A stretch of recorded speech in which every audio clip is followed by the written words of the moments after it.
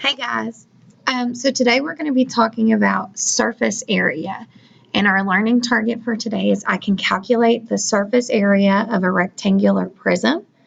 We worked the last couple days kind of identifying these different three-dimensional solids and classifying them into different types, whether they be prisms or pyramids. And so today we're really going to focus on finding the surface area of that. And you can see the standard is 7th grade geometry, and it's the same one we've been working with, area, surface area, and volume. So to get started, I want us to just talk a little bit about what surface area is. And I know that most of us probably remember this from last year because you see it a little bit in 6th grade. But basically the surface area is just the sum of the areas of all faces on a three-dimensional solid. Sum means we are going to add it together, so we are getting the total of every face's area. Now on a rectangular prism, we have 6 faces, so we would need to find the sum for each one. So we have our front, the back side, so there's 2 of our faces. The top and the bottom, those are alike. Those kind of color code with the one they match to. And then we have our 2 side faces over here. So we want to find the area of each one individually and then total them together to get our surface area. So if we were going to work this out in a rectangular prism, we know that every single face is a rectangle. So we need to remember finding the area of a rectangle. We use the formula A equals L times W, where L represents the length and W represents the width. So let's get into it and do some practice.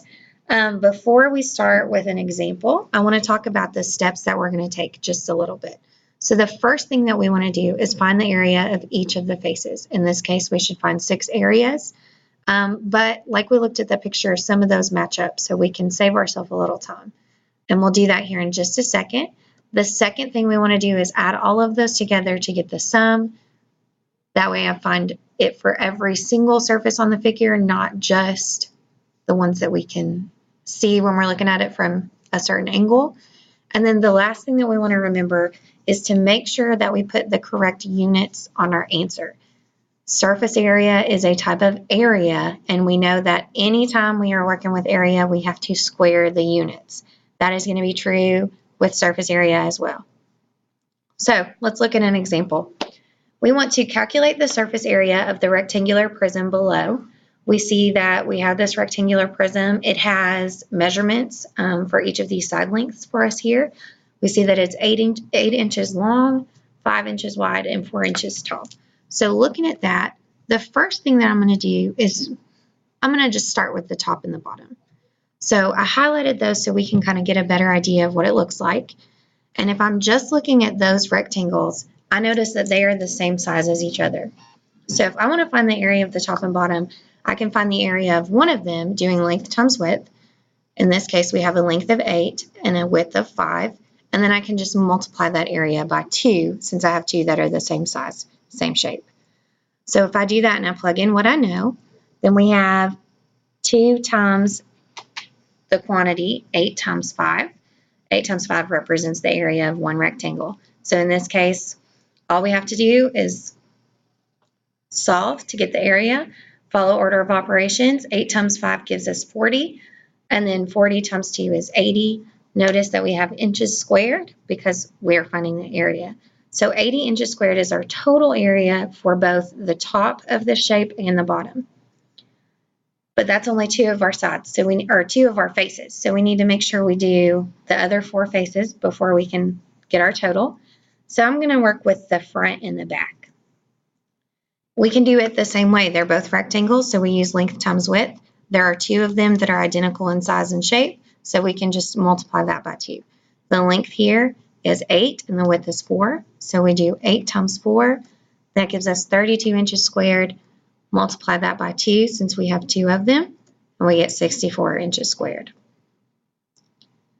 Now, finally, we want to get to the sides. We have the same kind of ideal going on here. We have length and width of each of these, and they're the same size as each other, so we can multiply that by 2. The length here is 5, and the width is 4. 5 times 4 gives us 20, and then since we have 2 of them, we multiply that by 2. which gives us 40 total. So each of these parts represent what we are doing as a whole, but then to complete it, to get the actual surface area, we need to find the sum of all of those. So we add them all together. 80 inches squared plus 64 inches squared plus 40 inches squared, which gives us a surface area of 184 square inches. So now that we've seen kind of what it looks like, we can shorten that up a little bit by using this formula. So you'll see here we have surface area for a rectangular prism equals 2 times the length and width, the product of the length and width, plus 2 times the product of the length and the height, plus 2 times the product of the width and the height. So if we're looking at this example, and I have all of these measurements here, I see that the length of this one is 12 centimeters. The width on this rectangular prism is 4, and the height is 7. So if I use that formula, I can plug each of those in and save myself a little bit of time because I know that the front and the back are the same. So if I find it once and multiply by 2, that works out. Same for the top and bottom, and same for the sides. So we plug in what we know, and then it's just a matter of following order of operations and simplifying as much as we can. Work it all the way out to get a final answer. So we have 2 times the quantity, 12 times 4, which gives us 2 times 48.